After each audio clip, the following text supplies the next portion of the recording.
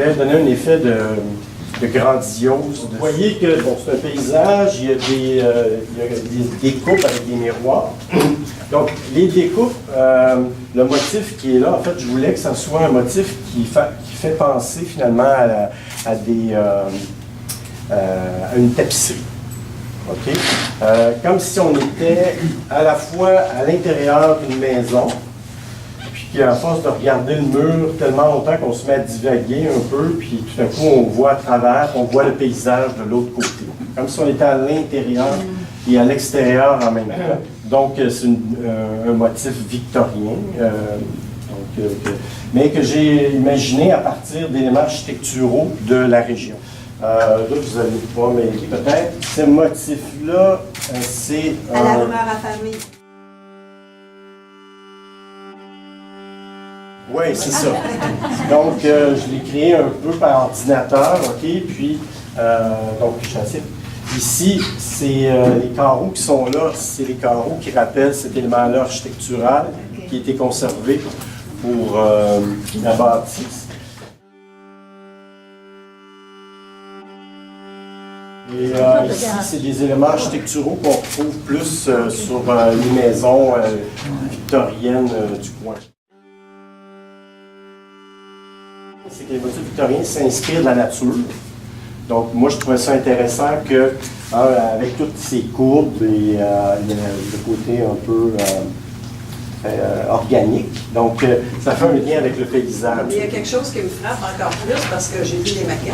Oui. Tu sais, de proche, tout ça, mais là, je regarde de loin, puis, tu sais, quand on regarde tout ce qui est les ornements victoriens, tu sais qu'on parle, mais moi, de loin, comme ça, là, ça m'amène encore un élément de plus qui représente Sutton, puis justement, que vous aviez présenté dans un de vos tableaux, la corne de chevreuil. Le miroir, eh bien, c'est ça, je voulais qu'il y ait un côté communautaire, que les gens de la communauté se retrouvent, se voient dans le paysage, se sentent inclus. C'était cet effet-là que je voulais aussi. Donc, ça fait aussi que le tableau il se transforme selon les gens qui passent devant. Au niveau de la peinture, donc vous voyez que qu'il y a des éléments assez réaliste. Donc, c'est ça, je voulais quelque chose de chaleureux, en même temps, le froid en même temps, un peu les deux.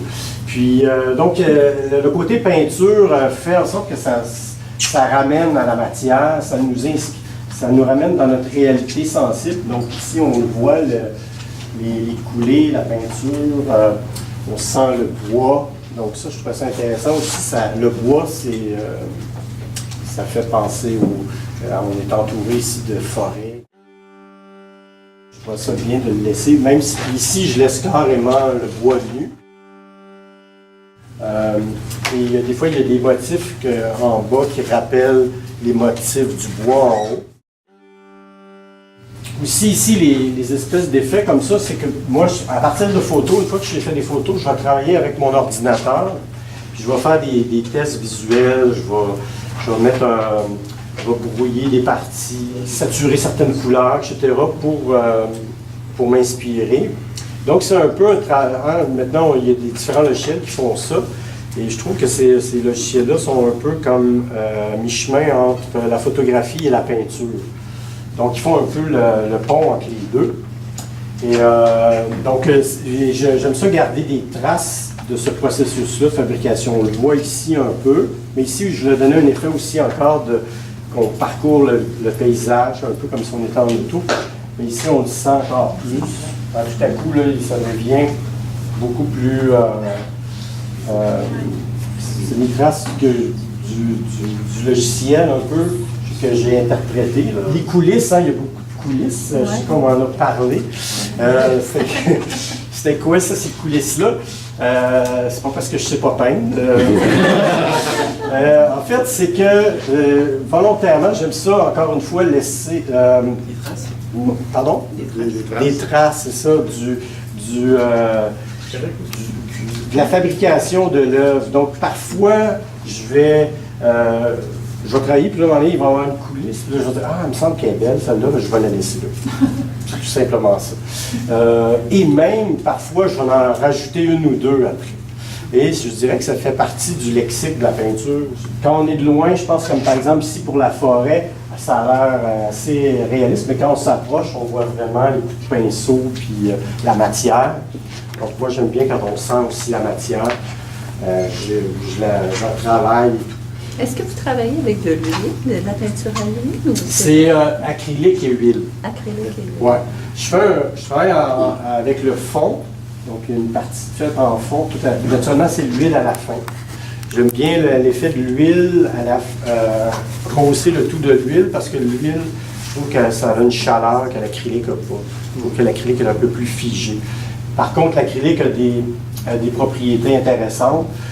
Comme au départ, j'aime bien travailler. Une fois que j'ai fait un peu le fond, j'ai travaillé le fond.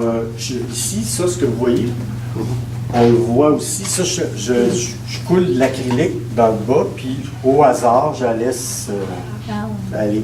Donc, ça crée un peu, ça me met des bâtons dans les roues un peu, puis ça m'amène des fois peut-être à des endroits que j'aurais pas pensé à aller.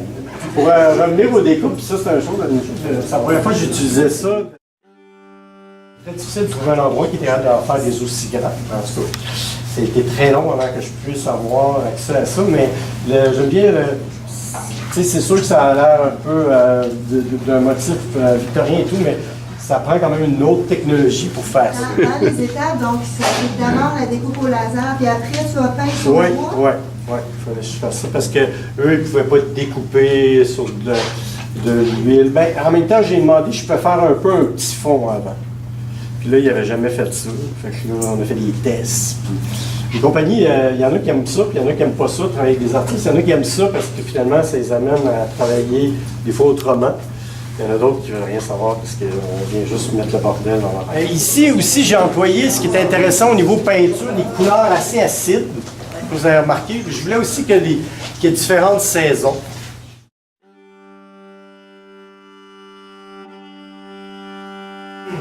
Ici, vous voyez, il y a des couleurs un peu plus fluo, un peu plus punchées. Vu qu'il était enclavé un peu dans la... Les gens passeraient plus vite, je me suis dit que ce serait intéressant que ce soit un peu plus criard ou attirant par l'œil pour que les gens aient envie de les regarder. Moi, je trouve le pire, c'est l'indifférence. Je voulais qu'il soit saisi un peu, puis celui-là, il est plus calme, il est plus sujet à la contemplation peut-être. Est-ce que vous avez d'autres questions? Est-ce qu'il y a d'autres questions? Parce que si je continue, je vais dire des niaiseries.